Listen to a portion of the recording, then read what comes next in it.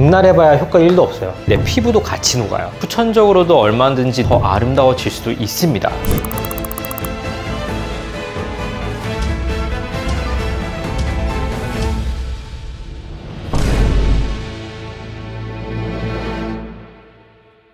오늘은 주름 2탄. 제가 저번에 주름의 원인, 그 다음에 어떤 식으로 하면 주름이 발생하는지, 어떤 주름이 있는지, 그리고 어떤 행동들을 하면 주름을 악화시킬 수 있고 예방할 수 있는지에 대해서 알려드렸잖아요. 오늘은 좀 더 직관적인 거, 주름을 해결할 수 있는 방법들, 어떤 거를 발랐을 때 주름을 우리가 줄이거나 예방할 수가 있고, 그 다음에 어떤 시술을 하게 되면은 우리가 병원에서 주름을 조금 더 직격으로 타격을 시켜가지고 없앨 수 있는지에 대해서 한번 알아보도록 하겠습니다. 첫 번째는 바르는 거. 집에서 먼저 할 수 있는 거 제가 잘 알았잖아요. 아무리 시술 백날 해봤자 집에서 잘하면 의미 없다고 제가 여러 번 말씀드렸다시피 집에서 바르는 게 사실 더 중요해요. 매일매일 하는 거기 때문에. 그래서 바르는 거에 대해서 먼저 설명을 드릴게요. 첫 번째는 가장 중요한 건요, 제가 저번 편에서 말씀드린 것 중에 뭐냐면은 피부 콜라겐을 공격하는 콜라겐 킬러가 있겠죠. MMP1. 그럼 얘를 억제시키는 게 좋은 역할을 할 거 아니에요. 그게 바로 레티노이드예요.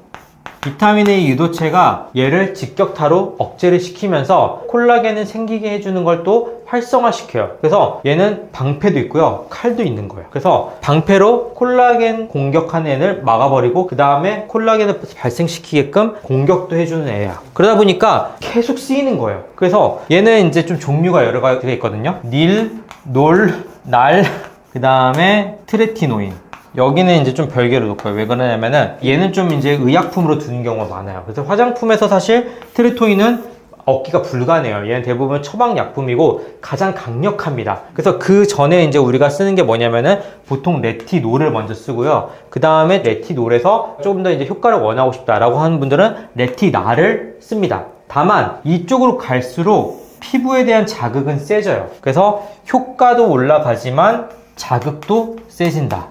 그래서 이런 것들을 조금 주의해 주시는 게 좋습니다. 그래서 처음에 노를 먼저 쓰겠죠. 1에서 막 5% 정도 농도가 있는데 낮은 농도로 일단 일주일에 2회씩만 시도를 해보는 거예요. 그래서 얼굴에 피부에 대한 자극이 없다라고 하면은 계속 쓸 수 있는 겁니다. 그리고 나서 조금 더 효과를 원한다 라고 하면은 농도를 조금씩 증가시키는 거고요. 나는 예방만 해도 된다 라고 하면은 저농도로 조금씩 쓰면 됩니다. 그러면은 이제 주름을 예방할 수가 있어요. 근데 중요한 거는 얘가 이제 쓸 때 주의사항이 있어요. 뭐냐면은 우선은 자극을 체크를 해야 됩니다. 처음에 말한 것처럼 자극이 너무 세고 막 따갑거나 다음날 심하게 붉어지거나 하는 경우들이 있거든요. 그러면은 이게 두 가지로 나눠야 돼요. 적응해 나가고 있는 과정일 수도 있고요, 안 맞는 걸 수도 있어요. 이거는 어떻게 구분하냐면요, 1주 정도 써보세요. 연속으로 1에서 2주 정도. 근데 1에서 2주 정도 썼는데 자극이 조금씩 줄어들어요. 그러면은 적응이 하고 있는 거예요. 근데 1에서 2주 썼는데 여전히 붉거나 따가워요. 그러면은 이 사람은 피부 내구도가 안 맞는 거예요. 그러면은 피부 내구도를 강화시키는 걸 먼저 해놓고 그 다음에 이제 레티놀을 바르기 시작해야 됩니다. 그리고 가끔씩 레티놀 같은 경우에 바르면 각질이 막 뜨거든요. 왜 그러냐면은 각질을 약간 분화시키는 이제 기능도 있어요. 그러다 보니까 일시적으로 한 1, 2주 정도는 각질이 뜰 수 있는데 그거 하고 나서 이제 어느 정도 각질 주기가 돌아오잖아요. 그럼 다시 정상화됩니다. 그래서 걔를 막 억지로 필링을 해서 뜯어내면 절대 안 됩니다. 그거 주의하셔야 돼요. 근데 만약에 1, 2주 뒤에 정상 안 되잖아요. 이것도 피부 준비 안 된 거예요. 한 3, 4주 동안 계속 각질이 계속 떠 있어요. 그러면 이 사람은 피부 준비가 아직 안 된 겁니다. 그 다음에 세 번째 주의할 건 뭐냐면요, 저녁에만 발라야 돼요. 왜 그러냐면은 얘가 햇빛에 약하고 광과민성이 있어가지고 피부가 더 탑니다. 그래서 저녁에 꼭 바르시고, 바른 다음에는 햇빛이 없더라도 자외선 차단제 꼭 해야 돼요. 피부 각질을 이제 분화시켜서 탈락시키기 때문에 장벽이 일시적으로 좀 사라진 거거든요. 햇빛에 더 노화가 빨라지니까 무조건 다음날 자외선 차단제 필수로 바른다. 그래서 요거를 잊지 않으시면 좋겠습니다. 이러면은 레티놀 끝납니다. 그래서 얘는 어찌됐든 피부 주름에 제일 효과적인 도포제예요. 이거보다 효과적인 건 아직까지는 없어요. 어쩔 수 없어요. 이게 제일 좋습니다. 물론 여러 가지 이제 시도되는 것들이 새로 나오고 있어요. 근데 아직까지 여러 연구의 결과물에 의해서는요, 이 레티놀보다 좋은 건 아직까지는 없어요, 주름에. 그래서 여전히 계속 바르는 거예요. 강하고 자극적인 거 아는데 계속 시도해보는 거예요. 왜냐하면은 효과가 좋으니까. 두 번째는 이제 요즘에 검색이 엄청 많이 돼요. 검색량이 되게 많이 증가한 건데 뭐냐면 바로 펩타이드입니다. 펩타이드가 뭐냐면은 아미노산 덩어리들이 몇 가지 합쳐져 있는 거예요. 이 중에서 우리가 이제 가장 많이 쓰는 주름에 좋다고 하는 게 뭐냐면은 구리, 구리에서 이제 구리랑 더해진 GHK 트라이펩타이드라고 하는 3개의 펩타이드가 연결되어 있는 게 있거든요. 쿠퍼 또는 카퍼 펩타이드라고 불러요. 이게 요즘 많이 뜨고 있어요. 이게 어떤 역할을 하냐면요, 얘가 콜라겐을 증가시켜요. 그 다음 아까 제가 말했던 콜라겐 킬러 있죠, MMP1. 얘를 감소시킵니다. 그리고 피부 각질세포에 장벽을 이루는 베이설 셀이라는 게 있거든요. 그거의 스템셀이라고 해서 줄기세포를 액티베이션, 그래서 장벽을 이제 튼튼하게 해주는 중요한 역할을 해줘요. 그리고 얘 장점은 뭐냐? 얘는 자극이 거의 없어요. 그래서 누구나 발라도 문제점이 없습니다. 그래서 요즘 화장품에 많이 이제 함유가 되어 있는데, 다만 한 가지 단점은 피부 장벽이 있거든요. 여기에 500달톤 누리라고 있어요. 그게 뭐냐면은 이 500달톤이 분자량이라는 건데, 이 분자량을 넘어가면 이 밑으로 못 들어갑니다. 그래서 펩타이드는 크게 작아가지고 조금씩 흡수될 수는 있어도 생각보다 막 엄청 많이 흡수될 수는 없어요. 그래가지고 요즘에 이제 많이 쓰는 게 스피큘이라고 해가지고 작은 가시예요. 작은 가시를 피부 안에 약간 침투시켜가지고 이런 성분들을 흡수시키는 거예요. 그런 제품을 이용하면은 조금 더 흡수를 증가시킬 수 있어요. 다만 당연히 가시기 때문에 약간의 자극은 있을 수 있다. 그래서 요거는 이제 일반적인 화장품을 많이 바를 수 있고, 그리고 레티놀도 1에서 5%, 그 다음에 더 원하시면 레티노이드, 그 다음에 거기서 조금 더 원하시면 처방받아서 트레티노인 이렇게 들어갈 수 있잖아요. 그런 것처럼 얘도 처음에는 이제 펩타이드만 들어간 거 바르고, 조금 더 강한 효과를 원하면 스피큘이 들어간 거, 그 다음에 좀 더 강한 거라면 병원용 스피큘, 이런 식으로 해가지고 조금씩 단계를 증가시켜 볼 수가 있는 거죠. 그래서 요즘에 펩타이드가 많이 뜨고 있습니다. 특히 이 중에서도 CU, 구리가 붙어있는 GHK 트라이펩타이드, 요거 함유된 거 바르시면은 주름에 큰 역할을 해줄 수가 있습니다. 이제 요거는 이제 직접적으로 주름을 좀 예방하거나 이제 주름을 좀 줄일 수 있는 제품들 좀 설명을 드렸고, 여기에 더해서 도와주는 애들을 추가적으로 알려드릴 건데, 1번이 뭐냐면은 비타민C. 비타민C는 이제 어떤 역할을 해주냐면은, 우리가 아까 레티노이드 같은 경우에 뭐냐면은 직접 명령을 내리는 공장장이에요. 야, 너 콜라겐 생산시켜. 그리고 콜라겐 때리는 애 막아. 라고 하는 약간 지휘관이에요. 지휘관인데, 비타민C는 뭐냐면요, 얘는 재료예요. 그래서 콜라겐을 합성을 할 때 비타민C가 있어야지 합성이 잘 돼요. 그래서 우리가 비타민C가 있는 제품을 바르거나 비타민C를 먹거나 해야지만 콜라겐이 제대로 생성이 될 수 있습니다. 그래서 얘는 원료예요. 재료. 공장에서 이제 우리가 필요한 원료의 역할을 하기 때문에 비타민C가 좀 도와주고요. 그 다음에 니아시나마이드. 요거 같은 경우는 뭐냐면은 이제 비타민의 이제 종류 중 하나거든요. 얘는 사실 이제 직접적으로 콜라겐의 역할을 하진 않지만, 옛날에 강의에서 설명했을 때 안에 있는 콜라겐을 지키려면은 바깥이 튼튼해야 된다라고 말씀드렸잖아요. 니아시나마이드 같은 경우에는 피부 장벽을 튼튼하게 해줘요. 그래서 콜라겐의 합성이 좀 안전하게 이루어질 수 있도록 만들어줍니다. 그래서 이 두 가지는 콜라겐 합성에 되게 중요하게 도움이 되는 애들이기 때문에, 아까 앞서 말한 제품들과 함께 바르면은 좋은 시너지를 낼 수가 있다. 그래서 꼭 같이 발라주시는 게 좋고요. 대부분의 제품이 요즘 니아시나마이드와 비타민C 거의 안 들어간 제품이 없어요. 되게 쉽게 찾을 수 있고 저렴한 제품이기 때문에 꼭 같이 발라주시는 게 도움이 됩니다. 여기서 이제 한 가지 좀 추가진 게 뭐냐면은, 제가 아까 레티놀, 이제 레티날 설명드렸잖아요. 약간 자극이 있을 수 있겠죠. 그래서 요즘에 생긴 게 뭐냐면은, 제가 예전에도 살짝 설명드리긴 했는데, 바쿠치올. 바쿠치올은 뭐냐면요, 식물성 레티노이드예요. 그래서 직접적으로 MMP1을 줄이는 수용체에 접합하진 않지만 비슷한 기전을 이용해서 비타민 A 유도체의 역할을 따라하는 애예요. 그렇기 때문에 얘는 자극이 적의 장점입니다. 그래서 이제 일반적인 우리가 바르는 레티놀보다 훨씬 자극은 적어요. 그래서 내가 레티놀 1%쯤만 발라도 자극이 되게 세게 오는 사람들이 있을 거 아니에요. 피부 장벽이 약해서. 그런 사람들이 바르면 좋아요. 그래서 그런 사람들이 자극이 적게 바를 수 있게끔 해주는 게 바로 바쿠치올이라 생각하시면 좋을 것 같습니다. 그리고 이제 마지막으로 좀 이제 한 가지는요, 이거는 아직은 애매한 단계인 것 같아요. 왜냐하면은 제품의 퀄리티 차이가 너무 큰데, 뭐냐면 바로 엑소좀이에요. 이거는 두 가지로 나눌 수 있죠. 우리가 병원에서 하는 시술용 엑소좀이 있고, 그 다음에 화장품용 엑소좀이 있거든요. 근데 제가 느끼기에는 아직 화장품용으로 나온 엑소좀은 그 역할을 완벽하게 하지는 못할 것 같아요. 왜 그러냐면은, 저희가 엑소좀을 쓸 때 보통 동결 건조된 제품을 받아서 그거를 물을 섞어가지고 시술을 하거든요. 그렇다는 거는 무슨 뜻이냐면은 얘는 약한 거예요. 엑소좀이라는 게 온도나 이런 거나에 민감할 수밖에 없다는 거죠. 그러다 보면은 얘를 화장품으로 대면 화장품이 동결 건조돼 있지가 않잖아요. 그래서 엑소좀이 이제 들어있는 화장품 같은 게 어떤 제품은 쓰기 직전에 섞은 다음에 일주일 이내 쓰라고요. 그만큼 얘는 이제 사실 불안정할 수 있기 때문에 엑소좀으로 나온 화장품은 아직까지는 조금 퀄리티 차이가 좀 있을 수 있다. 근데 얘는 이제 차세대 제품이에요. 왜냐면 줄기세포의 역할을 대체하는 거기 때문에, 그리고 크기도 작아요. 나노미터 단위이기 때문에 얘는 그냥 피부에 자연적으로 흡수가 됩니다, 실제로. 그래서 흡수가 많이 될 수 있어요. 그렇기 때문에 엑소좀 같은 경우에 좀 더 개발이 되면 아마 향후에 주름을 예방하는 데 되게 중요한 역할을 할 겁니다. 그래서 시술로도 많이 쓰는 거고요. 그러면 우리가 이제 바르는 거 했잖아요. 그럼 시술로 연결돼서 이제 얘기하면은 바로 엑소좀이 연결. 이거 정말 좋아요, 엑소좀. 근데 이제 엑소좀 같은 경우에는요, 제품의 퀄리티 차이가 큽니다. 왜냐하면은 이게 사실은 이제 의료기기로 우리가 허가를 받을 수가 없어요. 왜냐면 첫 번째 이유는 대부분의 이제 좋은 엑소좀은요, 인체에서 추출한 거예요. 사람의 줄기세포에서 추출을 하는 거거든요. 엑소좀이라는 게 뭐냐면요, 얘가 핸드폰이에요. 메신저. SNS예요, SNS. 줄기세포의 SNS예요. 얘가 이제 신호 전달해 주는 거예요. 그래서 줄기세포가 나 오늘 재생시키고 싶어. 그러면은 SNS에 재생하고 싶다고 이제 올리는 거예요. 그러면은 그 SNS를 보는 닫힌 세포가 있을 거 아니에요.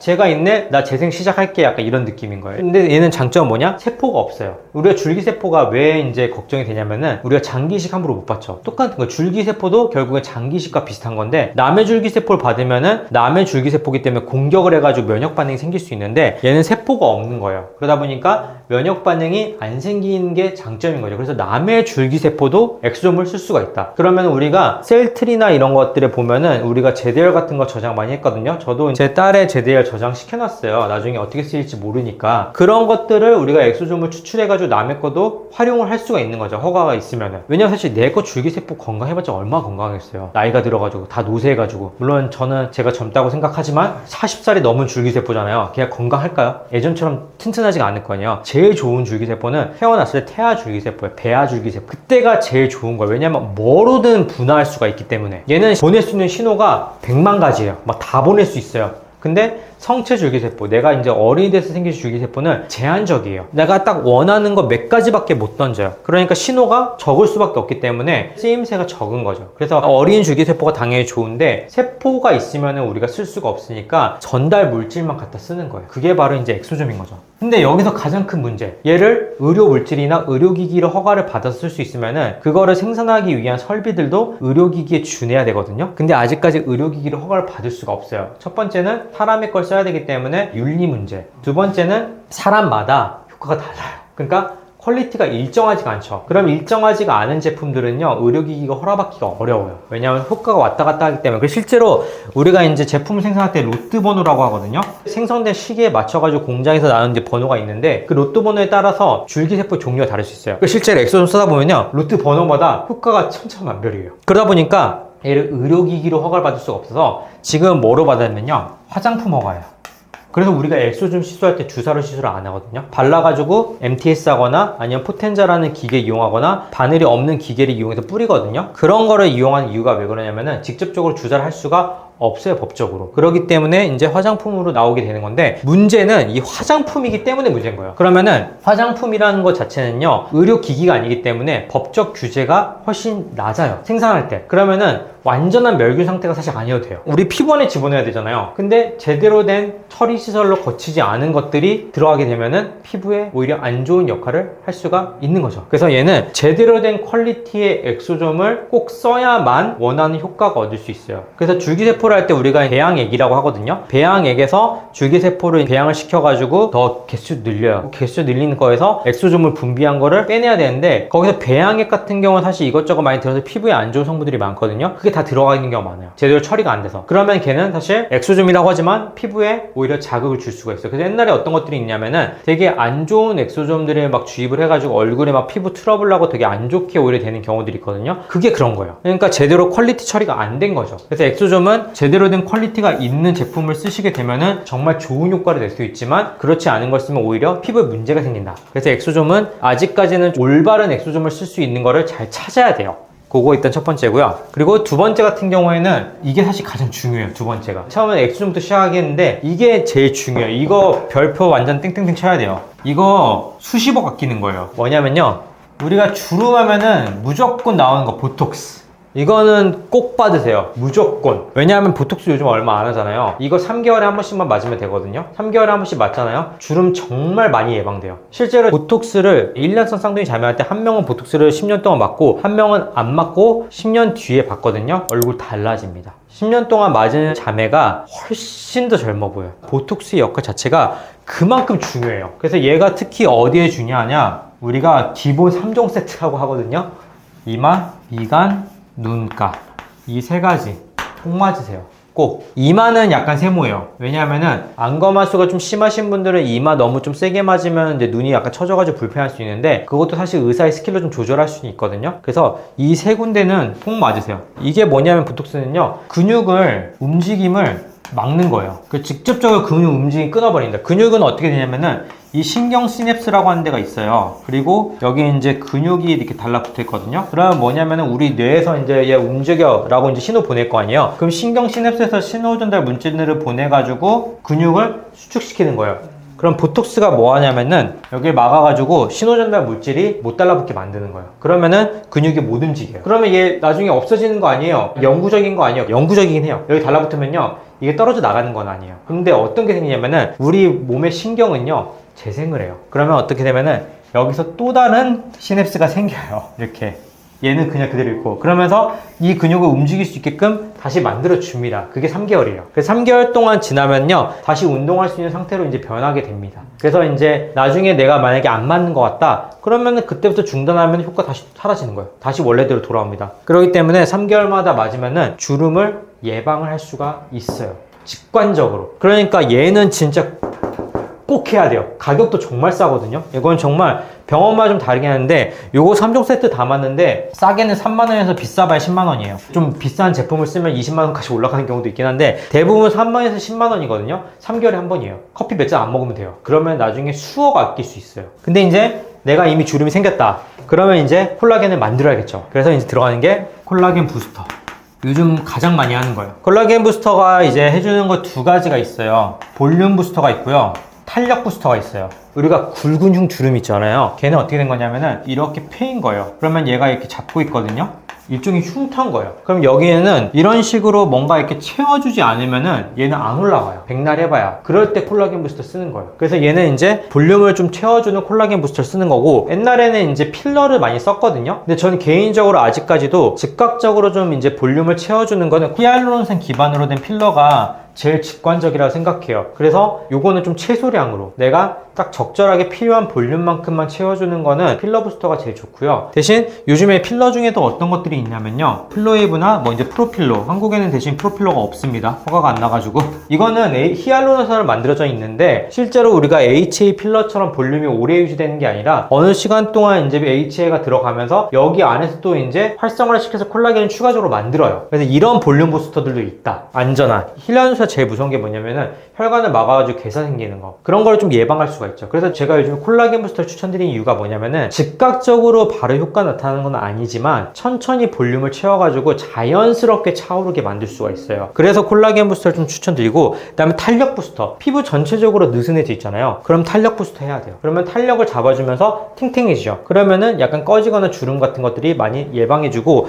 얘는 또 어떤 역할을 해주냐면은 나이가 들면요, 우리가 파이브로블래스트라고 하는 거 있어요. 얘가 뭐냐면은 콜라겐 공장. 이게 콜라겐을 생성하는 공장이거든요. 근데 얘가 노화가 돼요. 노화가 되면 약간 힘이 없어요. 공장이 이제 가동을 멈추는 거거든요. 근데 이 콜라겐 부스터 넣으면은 얘가 가동할 수 있는 준비가 돼요. 다른 시술을 같이 했을 때 효과를 더 증가시킬 수가 있어요. 왜냐하면 사실 우리가 공장이 가동을 안 하는데, 야, 너 콜라겐 생성이라고 재료 갖다 때려 부으면 어떻게 돼요? 어차피 생성 못 해요. 재료가 많아도. 그런데 이런 식으로 콜라겐 부스터를 넣어주면은 이 공장을 가동할 수 있는 힘을 갖고 있을 수 있기 때문에 이제 활성화가 되는 거죠. 그래서 다른 시술을 받을 준비가 된다. 그래서 콜라겐 부스터 요즘 제일 많이 하고 있고요. 그 다음에 이제 네 번째 같은 경우에는 EBD라고 하는 기계 리프팅. 뭐냐면 에너지 베이스드 디바이스라고 하거든요. 이게 뭐냐면 에너지 기반의 기기인 거예요. 흔히 말하는 고주파, 초음파가 있을 것 같아요. 쉽게 말해서 이제 표현하면은 뭐 써마지, 울세라, 온다, 뭐 올타이트 이런 거 다 있잖아요. 이런 것들이 다 이제 에너지 베이스 디바이스 EBD라고 하는 거예요. 얘가 이제 뭘 하냐면은 열을 주는 거예요. 피부 안에 열을 줘가지고 일정 온도의 열이 올라가게 되면은 콜라겐이 이렇게 세 개가 꼬여져 있는 역할로 되는데 얘가 느슨하게 풀려요. 그러면서 약간 올바른 구조를 이뤄요. 왜냐면 나이가 들게 되면은 얘가 이제 막 느슨해져요. 이렇게 느슨해지는데 얘가 열을 받게 되면은 이렇게 풀리면서 쭉쭉쭉 나열이 돼요. 그러면서 뭘 하게 되면은 새로운 콜라겐 합성을 도와줘요. 그러니까 얘네가 아까 말씀드린 원료가 되는 거예요. 공장에. 그럼 고주파랑 초음파랑 뭐가 다르냐? 고주파는 전류를 이용을 해가지고 흐르는 곳에 따라서 열의 온도를 올려줘요. 그래서 얘는 피부 표피부터 진피까지 쭉 이제 해서 거기 밑에 있는 층까지 에너지 전달이 쫙 돼요. 그러면서 거기 있는 피부 전층을 약간 데워주는 느낌. 대신 대부분 고주파는 쿨링이 있어가지고 표피 있고 진피 있고 지방 있고 여기 근육이 있거든요. 보통 표피는 데워지면 별로 안 좋아요. 콜라겐이 없기 때문에. 그래서 여기는 약간 쿨링으로 차갑게 데워주고 진피에서부터 이제 에너지를 주기 시작합니다. 근데 지방은 전류가 잘 안 흘러요. 저항이 높거든요. 그래서 여기서 에너지를 많이 잃고 여기까지 좀 내려가긴 해요. 근데 여기는 조금만 에너지고 대부분 에너지가 진피에 많이 있어요. 그래서 고주파는 진피를 약간 넓게 데우는 느낌의 리프팅이라 생각을 해주시면 좋을 것 같고요. 그 다음에 초음파 같은 경우에는요, 돋보기예요. 그 초음파 안에 까보면요, 안에 세라믹이 이렇게 동그랗게 이제 원형으로 되어 있습니다. 그럼 여기서 이제 초음파가 나면 이렇게 한 점으로 여기 지지는 거예요. 돋보기 이렇게 하면 한 점이 지지잖아요. 거기 타죠. 똑같아요. 피부 안쪽에 내가 원하는 깊이로 지지는 거예요. 그래서 얘는 1.5mm, 3.0mm, 4.5mm 이렇게 조절할 수 있고 6.0, 11mm까지 할 수 있는데 얘는 주로 어떨 때 쓰냐면요, 우리의 피부가 나이가 들면 피부만 나이가 드는 게 아니라 근육, 지방, 그 밑에 있는 층이 다 나이가 들거든요. 제가 1편에서 이제 설명드린 것 중에 하나가 뭐냐면은 얼굴을 보면은 유지인대라는 게 있어요. 그래서 유지인대가 뭐냐면은 피부가 있잖아요. 그럼 여기 이제 뼈도 있잖아요. 유지인대는 두 가지가 있어요. 여기 뼈에서부터 피부까지 이렇게 이어져 있는 인대가 있구나, 근육에서부터 생기는 탄력층이 스마스라고 있는데 거기서부터 이어진 유지인대가 있어요. 그래서 그 유지인대가 뭐냐면 이 조직과 이 조직을 연결시켜가지고 떨어지지 않게 잡아주는 역할을 해줘요. 그러면 얘가 떨어지게 되면은 탄력이 떨어지고 그게 직관적으로 나타나는 게 바로 우리 눈밑이에요. 눈밑에도 되게 강한 유지인대가 있거든요. 얘가 떨어지니까 여기 지탱해 있는 피부가 내려와서 그 밑에 지방이 돌출되는 거예요. 그러면서 처지는 거예요. 근데 그 유지인대가 눈밑, 그 다음에 광대까지 이어진 유지인대 하나 있고, 그 다음에 여기 밑에 또 마리오네 만드는 유지인대 있고, 옆에 옆볼에서 그 근육 이어지는 유지인대와 목까지 이제 PF에서 여기서 이어지는 유지인대 또 있어요. 이렇게 유지인대가 많거든요. 이 유지인대들을 깊이에 맞춰가지고 직접적으로 타격을 하는 거예요. 그러면 이 유지인대를 타격하는 거는 아까 고주파가 하기엔 어려워요. 왜냐면 얘는 많이 퍼지기 때문에. 그래서 이 유지인대들을 이 초음파를 이용해서 직접적으로 잡아줘가지고 거기 부분에 콜라겐을 상승시켜가지고 멱살 잡고 끌어올리는 느낌 있잖아요. 그 느낌 되는 거예요. 그래서 피부가 이제 유지인대를 탄력을 잡아주면은 피부가 전체적으로 같이 올라옵니다. 유지인대를 잡아주니까. 그래서 그런 목적으로 이제 초음파를 쓰고 있고, 그거 외에도 이제 사실 얼굴 전체적으로 좀 대표해주는 여러 가지 뭐 온다나 올타이트 같은 장비들도 있는데, 대체적으로는 이런 느낌으로 이제 시술을 많이 한다 생각을 하시면 좋을 것 같습니다. 그러면 이제 고주파 중에서 흔히 아시는 걸로 이제 설명을 드리면은, 고주파 같은 경우에도 두 가지로 나눌게요. 뒤에 패드 있거든요. 이 플러스 마이너스 극으로 이용해서 하는 이제 패드를 이용하는 게 흔히 말하는 써마지, 그 다음에 올리지오, 볼류머, 많죠? 엄청 많아요. 그 다음에 텐서마, 세르프, 덴서티, 요게 다 그 고주파예요. 저항값을 이용한. 그리고 이제 저항값 없이 패드 안 붙이는 게 있거든요. 그건 뭐냐면은 물 분자의 회전을 이용해가지고 열을 데피는 건데, 이건 조금 더 깊게 들어가요. 이게 뭐냐면은 온다, 올타이트, 튠, 이런 것들이 이제 우리가 생각하는 이제 고주파예요. 근데 온다 같은 경우에 이제 마이크로웨이브라고 하거든요. 실제로 이제 얘가 전류상 분류로는요, 울트라 고주파라고 되어 있어요. 그래서 울트라 고주파고, 그 다음 초음파 같은 경우에는 가장 유명한 거 울세라, 슈링크, 리니어지, 이런 것들이 이제 초음파로 볼 수가 있죠. 그래서 이렇게 나눠가지고 보시면 좋을 것 같습니다. 그래서 오늘은 특강 두 번째, 실제로 주름이 있을 때 어떤 걸 바르면 좋고 조금 더 강력한 효과를 봤을 때 병원에서 어떤 시술을 받으면 주름을 직접적으로 해결하거나 예방할 수 있는지에 대해서 제가 알아봤어요. 시술 받는 거 좋아요. 저도 시술 정말 자주 받거든요. 근데 시술 받는 것도 중요하지만 우리가 평소에 어떻게 하는지 습관도 되게 중요하기 때문에 제가 주름 특강에서 알려드린 것들 있잖아요. 꼭 하시고 주름 다 예방하셨으면 좋겠습니다. 특히 올바른 정보로, 올바른 시술로, 그 다음에 올바른 세안 습관과 개인적인 생활 습관을 갖춰야만 우리가 완벽하게 예쁜 피부 대학생이 될 수 있기 때문에 피부 수험생 여러분들 올바른 정보로 올바른 피부 갖고 나가시길 바랍니다. 그리고 또 제가 이제 특강을 준비하면서 여러분들이 궁금한 부분들이 좀 있을 거예요. 그래서 궁금한 부분들이 있다면 댓글에 꼭 남겨주시면 저희가 취합을 해서 인기 있거나 많이 궁금하거나 하는 것들을 한번 제가 또 알려드리도록 하겠습니다. 피부를 알아야 예뻐진다. 지금까지 일타의사 박영진이었습니다. 감사합니다.